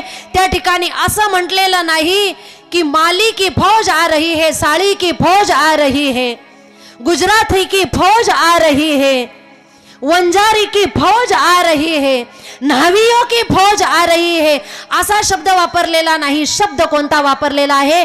मराठों की फौज आ रही है. याचा अर्थ मराठी म्हणजे तुम्ही आम्ही हिंदू कोण आहोत? साळी माळी तेली तांबोळी वंजारी हे सगळे तुम्ही आम्ही जेवढेही आहोत ना, आपण मराठी भाषिक म्हणजे मराठा आहोत. आपण एक आहोत. एवढं जरी आपल्याला कळालं तरी पिक्चर बघून जीवन सफल झालं. तरी जीवन सफल झालं महाराज. आणि पिक्चरच्या अंतिम क्षणाला आपल्याला बघायला मिळालं की धर्माचं पालन करत असताना कितीही त्रास जरी सहन करावा लागला, 40 दिवस शरीराला केवढा त्रास दिला गेला महाराज. किती त्रास दिला गेला. अंगावरचे कातडे काढले गेले, जीभ तोडली गेली, डोळे फोडले गेले, नख काढले गेले, सळयांनी अंगाला डाग दिले गेले, चटके दिले गेले, बिना अन्न पाण्याचं ठेवलं गेलं, बसून नाही उभं. 40 दिवस एवढा त्रास ज्यांना सहन करावा लागला. धर्म रक्षणासाठी त्यांनी एवढा त्याग केलेला आहे. धर्म म्हणजे काय आहे? धर्म म्हणजे सत्य. सत्याच्या रक्षणार्थ, रयतेच्या रक्षणार्थ, तुमच्या आमच्या सगळ्यांच्या रक्षणार्थ, मराठ्यांच्या हिंदूच्या रक्षणार्थ ज्यांनी प्राण त्याग केलेला आहे. आज आपलं कर्तव्य काय आहे? आज जर आपण आपल्यामध्ये एकामेकामध्ये भांडत राहिलो तर खरं सांगा, ज्यांनी 40 दिवस एवढ्या यातना सहन केलेल्या असतील, वरून जर ते खाली बघत असतील की आपण कसं जगतोय, कसं वागतोय, धर्मासाठी आपण धर्म जात पात पंथ बघून मतदान करतोय, धर्म जात पात पंथ बघून आपण आपल्याला एकामेकामध्ये वाटून घेतलेलं आहे, हे जर ते वरून बघत असतील तर त्यांना किती वाईट वाटत असेल. किती वाईट वाटत असेल. धर्म जीवनामध्ये फार महत्वाचा आहे. लाखोची फौज जरी तुझ्या जवळ असली तरी माझा राजा लाखोच्या फौजेपेक्षा किती श्रेष्ठ आणि किती बलवान आहे, हे वाक्य ह्या पिक्चर मधलं महत्वाचं आहे. या पिक्चर मध्ये धर्म शिकवलेला आहे, निष्ठा शिकवलेली आहे. रयतेच्या कल्याणाकरता सत्याच्या साठी स्वतःचा देह कसा त्याग केलेला आहे लोकांनी, हे ह्या पिक्चर मध्ये दाखवलेलं आहे. सेवा जगताची, सेवा भारताची, या भूमीची सेवा आपल्याकडून घडली पाहिजे महाराज. आज हात जोडून जोडून मतदान मागायला येतात. ते मतदान मागणारे काय म्हणतात की आम्हाला या देशाची सेवा करायची आहे म्हणून मतदान मागायला येतात. खरोखर एवढं कुठून कुठून जर भारताची सेवा तुमच्यामध्ये घुसलेली असेल तर तुमच्या घरातला एक एक मुलगा त्या ठिकाणी सीमेवर लढायला का गेलेला नाही? का गेलेला नाही? हा प्रश्न आपल्या मनामध्ये आला पाहिजे.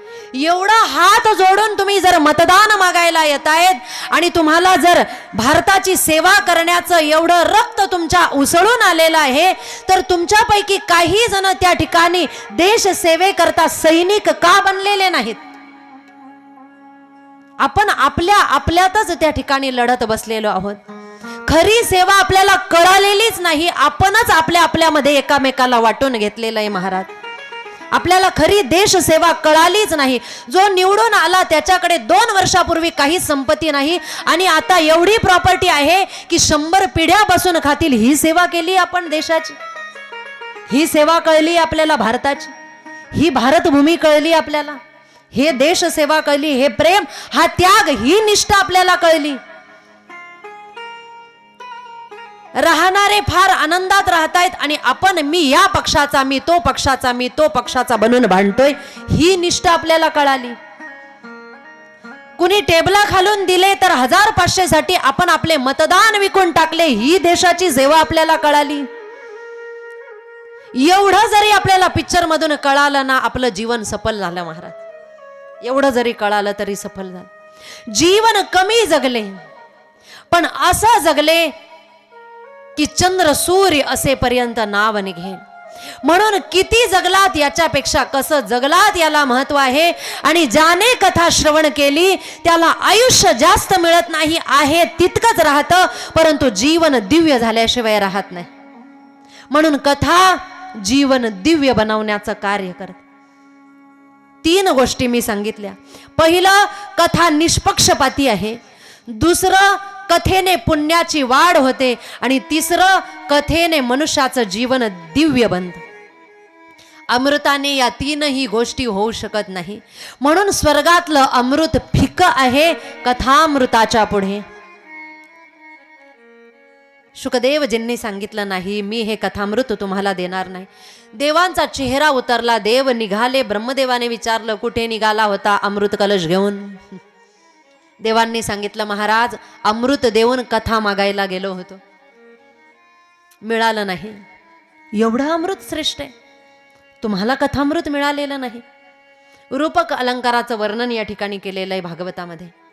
म्हणतात, ब्रह्मदेवाने तराजू काटा घेतला, एका पारड्यामध्ये स्वर्गामृत ठेवलं, एका पारड्यामध्ये कथामृत ठेवलं. तुलना करून बघू लागले, तेव्हा त्या ठिकाणी स्वर्गामृत अतिशय फिकं कमी भरलेलं आहे आणि कथामृत श्रेष्ठ भरलेलं आहे.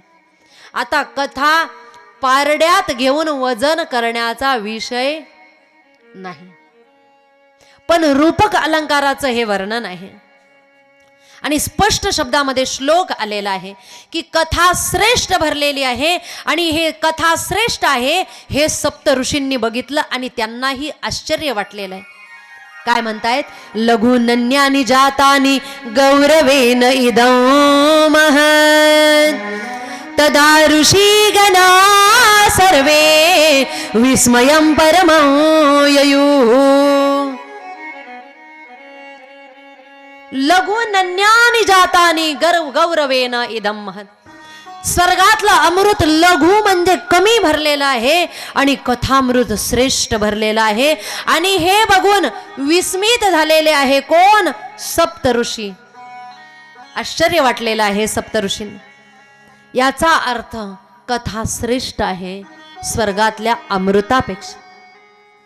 कथामृत श्रेष्ठ आहे. पहिला दृष्टांत हा दिलेला आहे. जी देवांनाही दुर्लभ आहे अशी ही कथा आहे जी तुम्हाला सगळ्यांना अहोभाग्याने मिळालेली आहे. जर कुणाला वाटत असेल दरवर्षी कथा आम्हाला ऐकायला मिळते, आजूबाजूच्या गावात मिळते, नाही, तुम्हाला ऐकायला मिळत नाही, तुमच्यावर देवाची कृपा होते म्हणून तुम्ही ज्ञान मंडपामध्ये येतात. अन्यथा ज्ञान मंडपामध्ये तुम्ही येऊच शकत नाही. भगवंताची कृपा असल्याशिवाय कथा मिळतच नाही.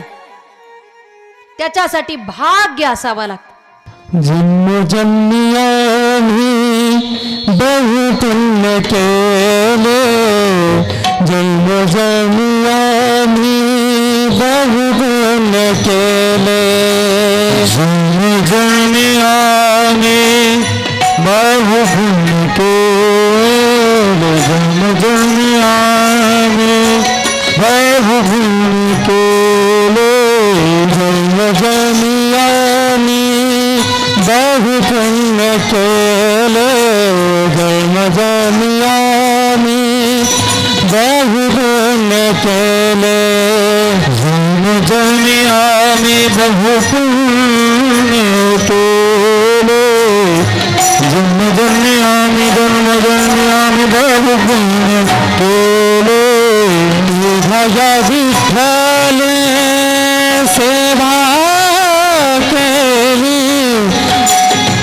भया विठ्ठल सेवा केली, जन्म जन्मियानी बहु पुण्य केले, जन्म जन्मियानी बहु पुण्य केले, जन्म जन्मियानी बहु पुण्य केले तेव्हा या विठ्ठले कृपा केली तेव्हा या विठ्ठले कृपा केली जन्म जन्मियानी बहु पुण्य केले जन्म जन्मियानी बहु पुण्य केले जन्म जन्मियानी बहु पुण्य केले बहु पुण्य केले बहु पुण्य केले.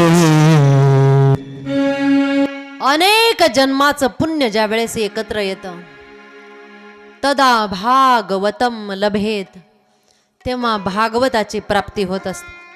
श्रीमद भागवत किती श्रेष्ठ आहे, अजून श्रीमद भागवत किती श्रेष्ठ आहे याचे 2 दृष्टांत सांगितलेले आहे. परंतु वेळे अभावी घ्यायची कथा अजून.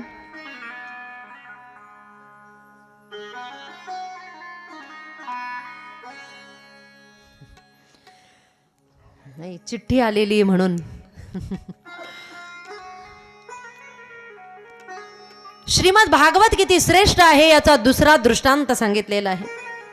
किती श्रेष्ठ आहे श्रीमद भागवत महात्म्यामध्ये द्वितीय दृष्टांत देत असताना सांगतायत की एकदा नारदजी महाराज फिरता फिरता ब्रह्मलोकातून पृथ्वीवर आले आणि ब्रह्मलोकातून पृथ्वीवर आल्यानंतर पृथ्वीवरच्या वेगवेगळ्या तीर्थक्षेत्रांवर फिरायला लागले.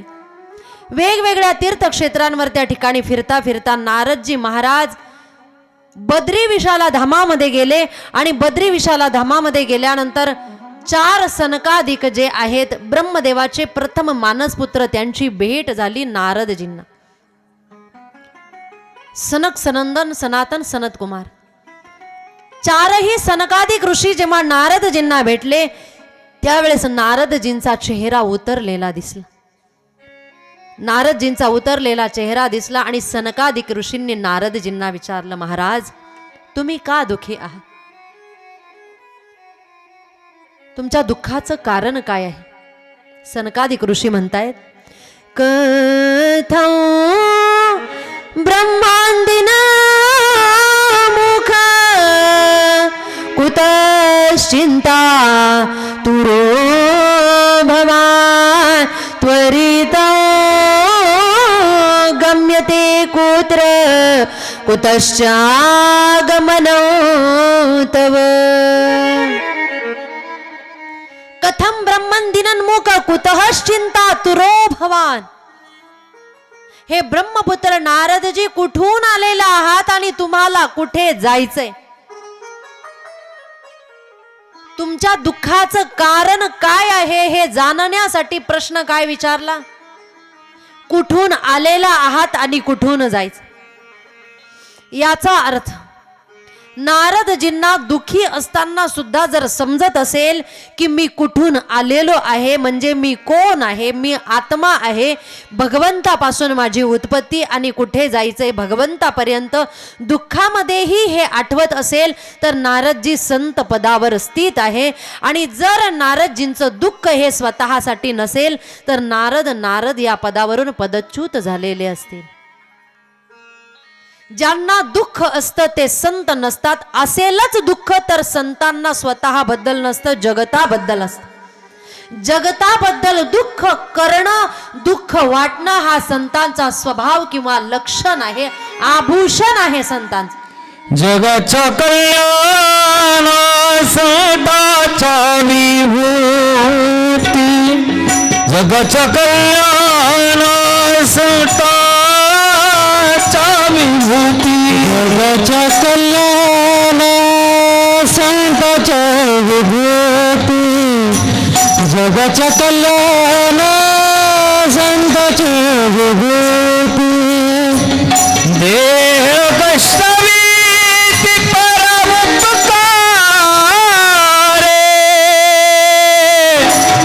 देह कष्टवीती परमुपकारे जगाच्या कल्याणा संतांच्या विभूती जगाच्या कल्याण संताचा विभूती.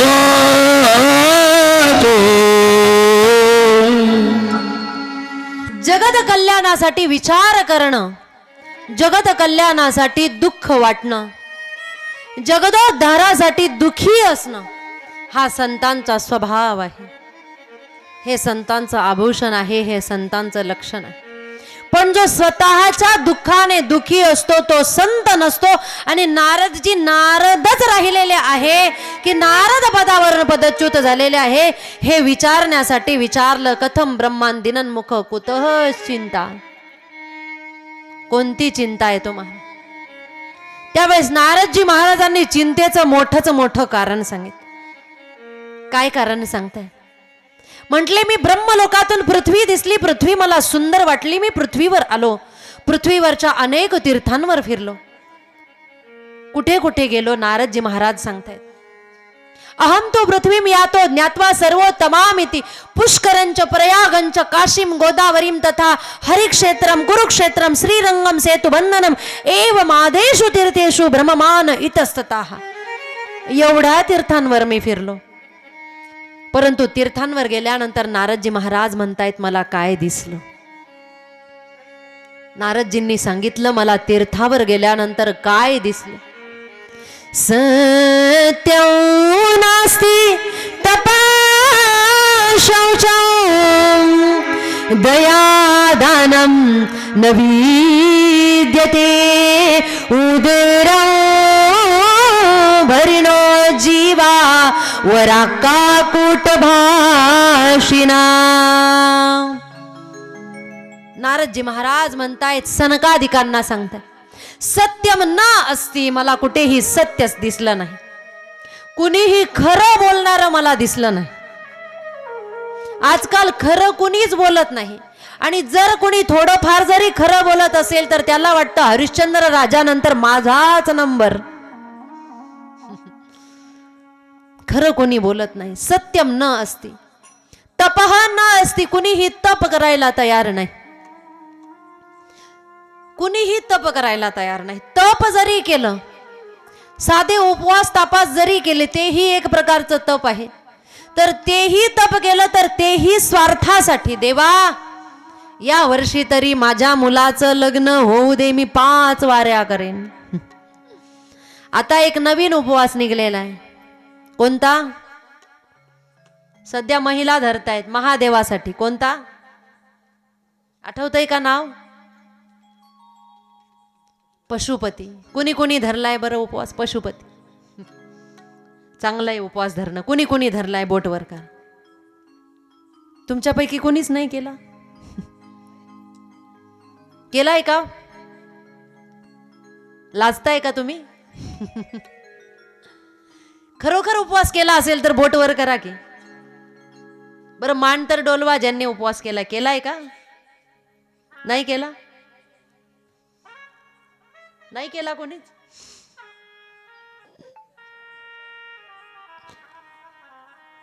उपवास करताय सध्या पशुपती. तो नाहीच केला तर वैभव लक्ष्मी. तो नाहीच केला तर गुरुवार, 4 गुरुवार मार्गशीर्ष महिन्याचे. ते नाहीच केले तर एकादशी असेल, सोमवार असेल, करतात ना. बरं, हे उपवास जे करत आहात किंवा आतापर्यंत जर कोणते उपवास केले असतील, 16 सोमवार जर केले असतील वगैरे वगैरे, कोणते का केलेत? याच्यासाठी कोणी उपवास केलाय की मला देव भेटला पाहिजे? केलाय? नाही महाराज, देव भेटावा म्हणून केलेला नाही. माझी व्याधी जावी, माझं दुःख जावं, माझ्या मुलाला नोकरी लागावी, माझ्या मुलीला मुलगा व्हावा, याच्यासाठी आपण उपवास केले. तप जरी केले तरी ते स्वार्थासाठी केलेले आहेत. म्हणून नारदजी महाराज म्हणतात, तप न वाढावे संतान, वाढावे संतान, हे वाढावे संतान, वाढावे संतान, वाढावे संतान, वाढावे संतान, वाढावे संतान,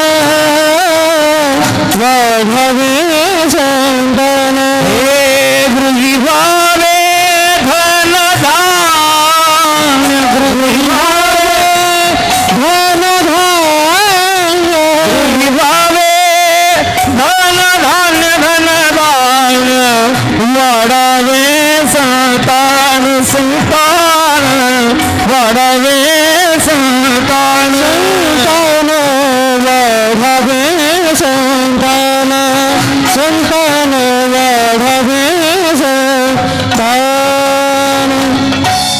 आपलं तप, आपले उपवास, आपली भक्ती कशासाठी आहे? वाढावे संतान, गृही व्हावे धन. पण नारदजी म्हणतायत पृथ्वीवर गेल्यानंतर मला तप न असती, शौच न असती. शौच म्हणजे काय आहे? पावित्र्य कोणीही ठेवत नाही. पावित्र्य ठेवलं पाहिजे. काही गोष्टीसाठी नियम सांगितलेले आहेत महाराज. पावित्र्य कोणीही ठेवत नाही.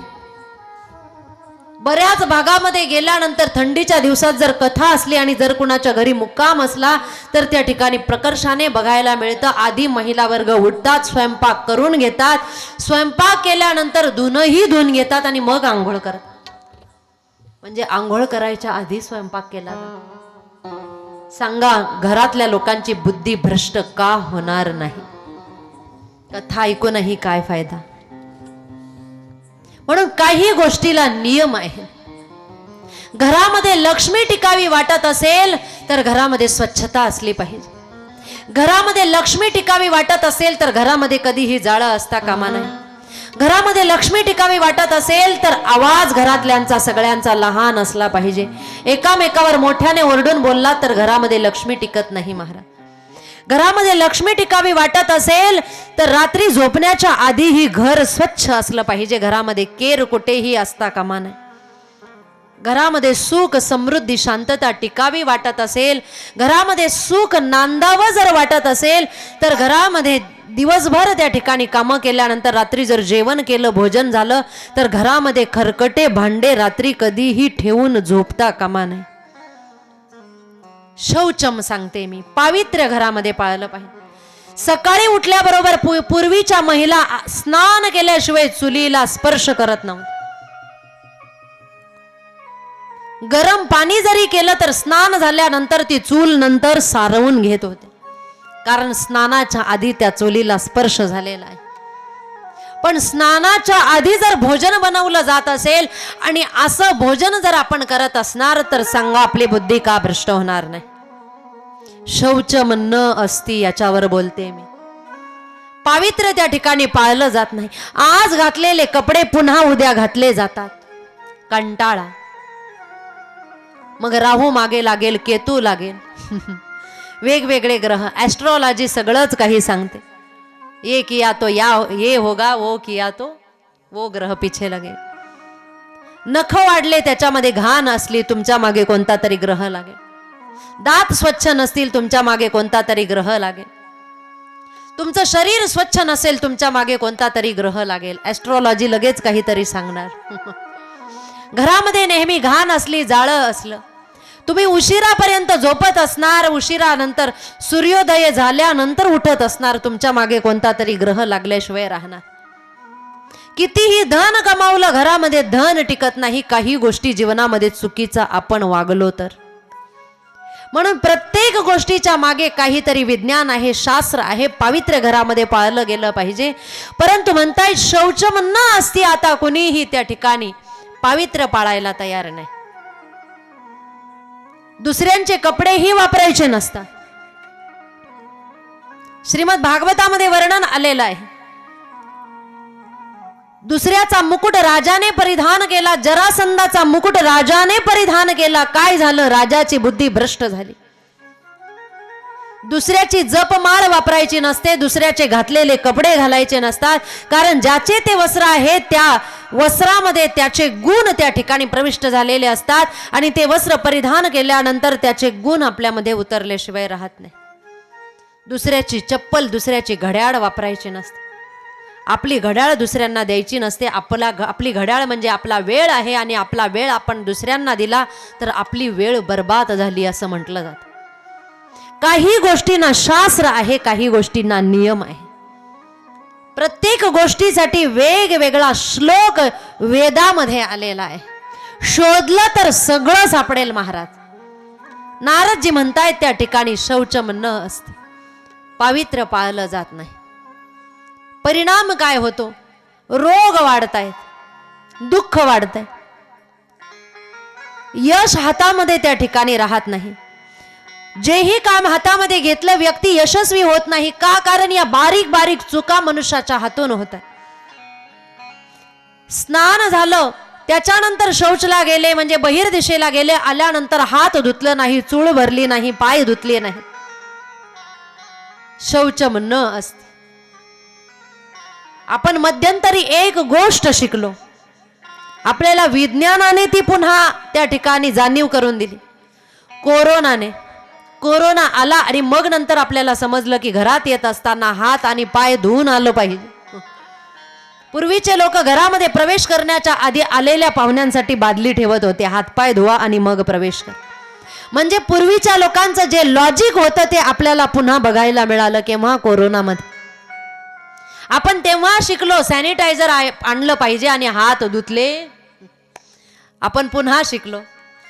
या मागच्या गोष्टी ज्या आहेत ना, जुनं ते सोनं हे खोटं नाही, हे खरं आहे. पण प्रत्येक गोष्टीच्या मागे काहीतरी विज्ञान आहे आणि ते विज्ञान, ते शास्त्र आपल्या साधूंनी, आपल्या संतांनी आपल्याला आधीच शिकवलेलं आहे. पण नारदजींनी ती गोष्ट बघितली, शौचम न असती, दया न असती. कुणीही कुणावर दया करायला तयार नाही. दया जरी केली तरी स्वार्थ असेल तर एकामेकावर दया केली जाते. स्वार्थ नसेल तर आपण एकामेकावर दया सुद्धा करत नाही. ऍक्सिडेंट झाला, एखादा व्यक्ती पडलाय, त्याचं रक्त सांडलंय, त्याचे हातपाय हलतायत, बघणारे निघून जातात आणि विचार सुद्धा करत नाही की या व्यक्तीला आपल्या गाडीत टाकून जर दवाखान्यात नेलं, या व्यक्तीचा प्राण वाचू शकतो, या व्यक्तीचे जीव वाचू शकतात. हा व्यक्ती जर वाचला तर याच्या घरामध्ये सगळं काही चांगलं होऊ शकतं. याचे मुलं बाळ बिना बापाचे राहणार नाहीत. फक्त एक मदतीची आवश्यकता आहे, परंतु दया न असती. नारदजी महाराज सांगताय, दानम न असती. कोणीही दान धर्म करायला तयार. उदरम भरिणो जीवा वराक्का कूट भाषिणा. स्वतःचं पोट भरण्यासाठी लोक स्वार्थी झालेले आहे आणि लोक खोटं बोलून जीवन जगतायत. नारदजी म्हणतायत, हे दृश्य मी बघितलं. फिरता फिरता मी वृंदावनामध्ये गेलो, त्या ठिकाणी एक स्त्री दिसली आणि ती स्त्री दिसल्यानंतर तिच्याजवळ 2 वृद्ध होते. जेही 2 वृद्ध होते त्या दोघांकडे बघून ती स्त्री रडत होती. मी तिथून निघणार तेवढ्यात त्या स्त्रीने मला आवाज दिला, भो भो साधो क्षणोत्तिष्ठ मचिंता मपिनाशय दर्शनं तव लोकस्य सर्वथा गहरं परं. भो भो साधो क्षणम तिष्ठ. हे साधो एक क्षणभर थांब. मी थांबलो, विचारलं, कोण आहात देवी, तुम्ही का रडत आहात? तिने स्वतःचा परिचय दिला. अहम भक्ती रीतिख्याता इमो मे तनयो मे. ज्ञान वैराग्य नामानो काल योगेन जर्जरो. महाराज, हे माझे 2 मुलं आहे. एक आहे ज्ञान आणि दुसरा आहे वैराग्य. हे माझे मुलं आहेत. मी तरुण आणि माझे मुलं म्हातारे झालेले आहेत. याचा अर्थ काय आहे? भक्ती कुणीही करत नाही आणि भक्ती तरुण दिसली, फक्त वृंदावनामध्ये भक्ती करताना दिसले, परंतु ज्ञान जगामध्ये कुठेही नाही आणि वैराग्य सुद्धा नाही. त्यांना वृद्धावस्था आलेली आहे, ते अचेत आहेत. भक्तीच्या मुलांचं दुःख, भक्तीचं दुःख दूर करण्यासाठी आणि भक्तीच्या मुलांना तारुण्य अवस्था आणण्यासाठी नारदजींनी वेदाचे पाठ केले, गीतेचे पाठ केले, उपनिषदांचे पाठ केले. वाचन चालू असलं की मुलं तरुण व्हायचे, वाचन बंद झालं की जैसे थे. याचा अर्थ जोपर्यंत कथा चालू आहे तोपर्यंत भक्ती, ज्ञान, वैराग्य तरुण होतं. कथा संपली, काल्याचं कीर्तन झालं की जैसे थे. पुन्हा जसे तसे, तसेच भांडणं, तसेच विकार, तसेच विषय, तसाच स्वार्थ. काय झाला एवढा अट्टाहास करून?